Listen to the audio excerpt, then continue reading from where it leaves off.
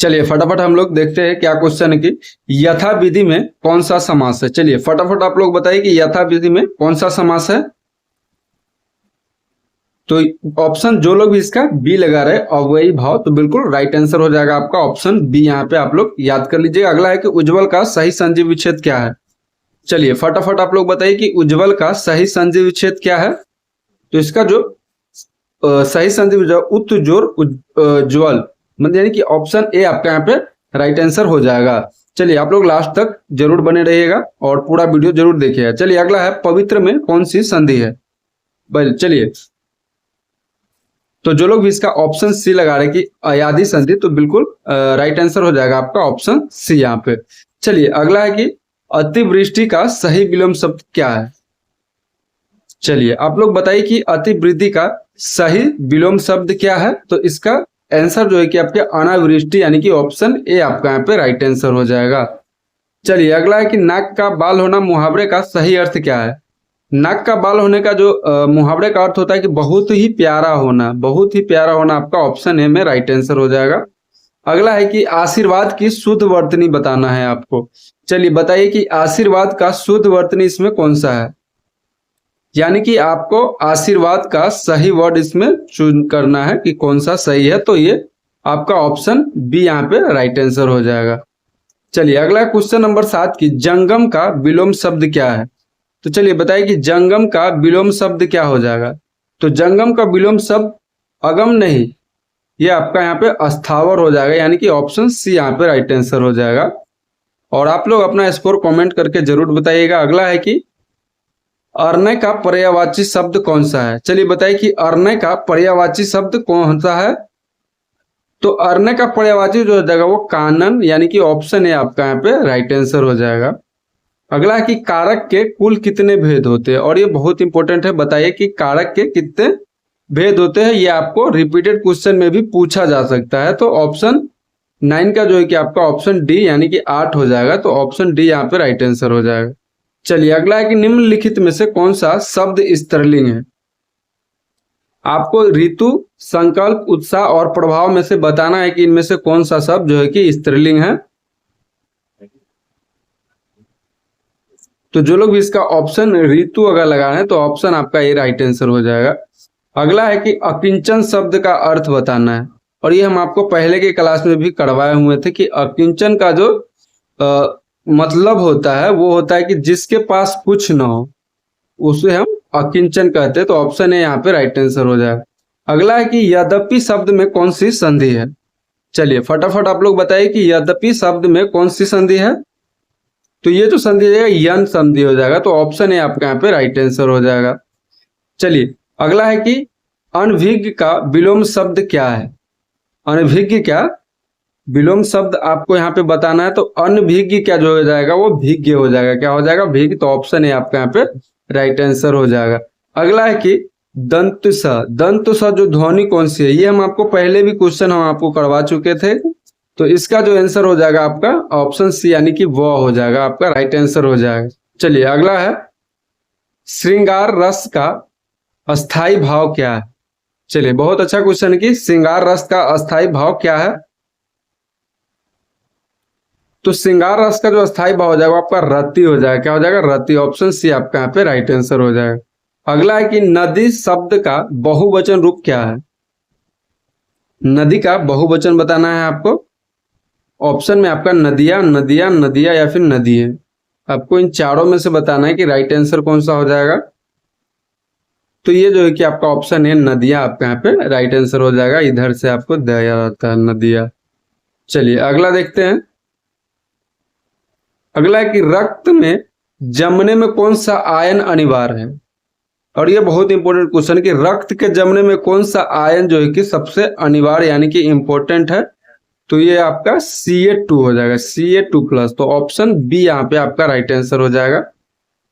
याद कर लीजिएगा। अगला है कि कोशिका का पावर हाउस किसे कहा जाता है। और ये बहुत ही इंपॉर्टेंट क्वेश्चन है, VVI। ये बार बार आपको क्वेश्चन में रिपीट किए ही जाते हैं।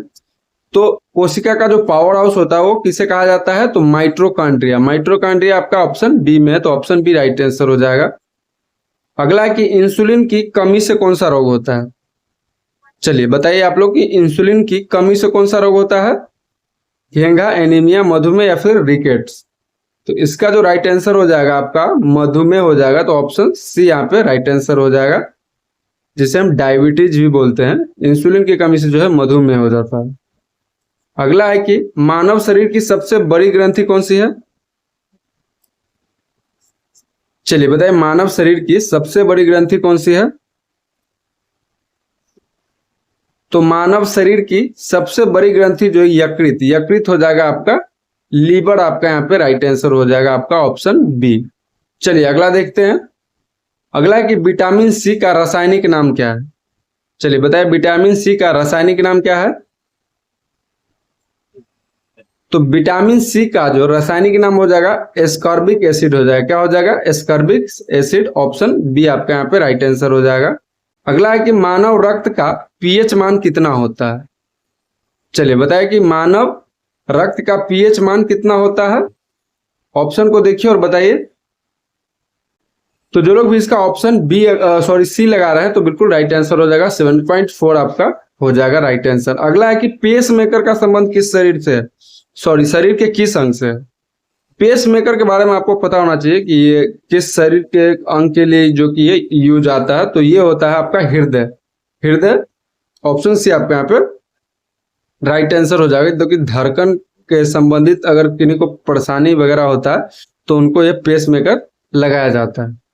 चलिए अगला क्वेश्चन कि हीमोग्लोबिन में कौन सी धातु पाई जाती है? और ये बहुत ही मोस्ट रिपीटेड क्वेश्चन है कि हीमोग्लोबिन में जो है कि कौन सी धातु पाई जाती है?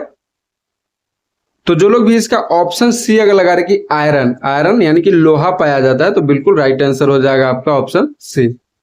और आयरन जो कि आपका फेब में भी पाया जाता है। अगला है कि भारी जल का सूत्र क्या है? चलिए बताइए कि भारी जल का सूत्र क्या हो जाएगा? तो ये हो जाएगा आपका D2O। ऑप्शन बी यहाँ पे राइट आंसर हो जाएगा।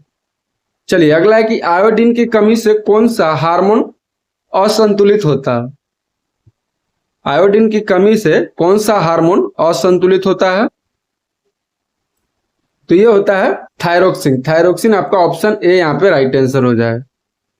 अगला है कि कोशिका में क्रेब्स चक्र कहाँ होता है? चलिए बताइए कि कोशिका में जो है कि क्रेब्स चक्र कहाँ होता है? तो जो लोग भी इसका ऑप्शन ए लगा रहे कि साइटोप्लाज्मा, तो ये बिल्कुल राइट आंसर हो जाएगा आपका। और जो लोग भी हमारे टॉप स्टडी हेल्प का नोट्स पीडीएफ ई बुक खरीदना चाहते हैं जिसका प्राइस ओनली 99 रुपीज रखा गया है, जो कि एग्जाम में बहुत सारे क्वेश्चन है कि हमारे ही पीडीएफ नोट्स से आ रहे हैं। तो अगर आप लोग अगर हमारा पीडीएफ लेना चाहते हैं तो आपको हमारे दिए गए व्हाट्सएप नंबर पे मैसेज करना है। आगामी एग्जाम के लिए आपको ये बहुत ही इंपॉर्टेंट रहेगा। और ये नंबर जो है कि आपको वीडियो के कमेंट और वीडियो के डिस्क्रिप्शन में भी आपको देखने को मिल जाएगा। आप वहां से भी नंबर पे मैसेज करके हमारे ई बुक पीडीएफ को परचेस कर सकते हैं सिर्फ 99 रुपीज में। चलिए अगला है कि एंटीबॉडी का निर्माण कहाँ होता है? चलिए बताइए कि एंटीबॉडी का निर्माण कहाँ होता है?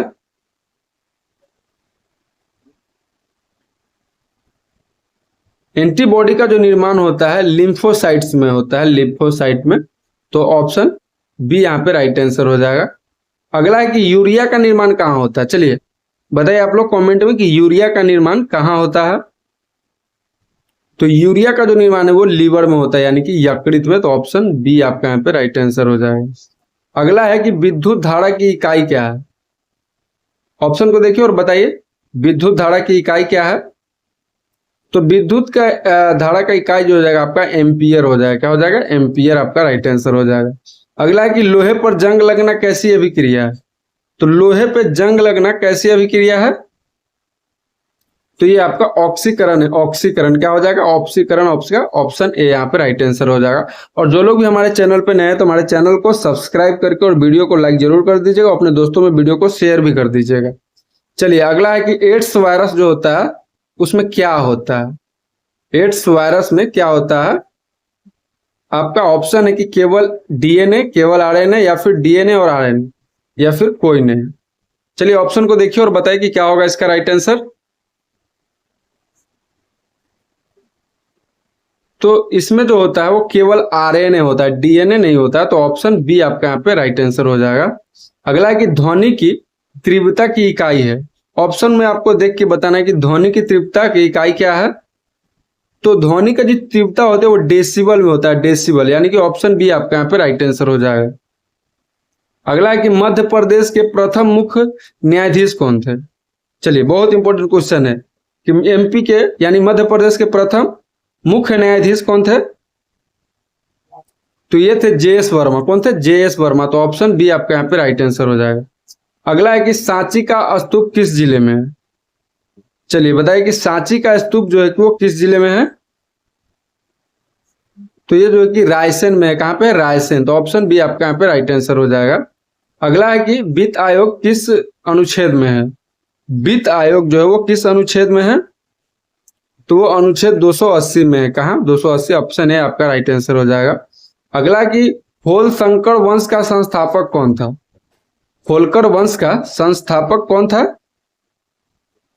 तो ये थे मल्हार राव होलकर। कौन थे? मल्हार राव होलकर। आपका ऑप्शन ए राइट आंसर हो जाएगा। अगला है कि मटकी नृत्य जो है वो किस क्षेत्र का है।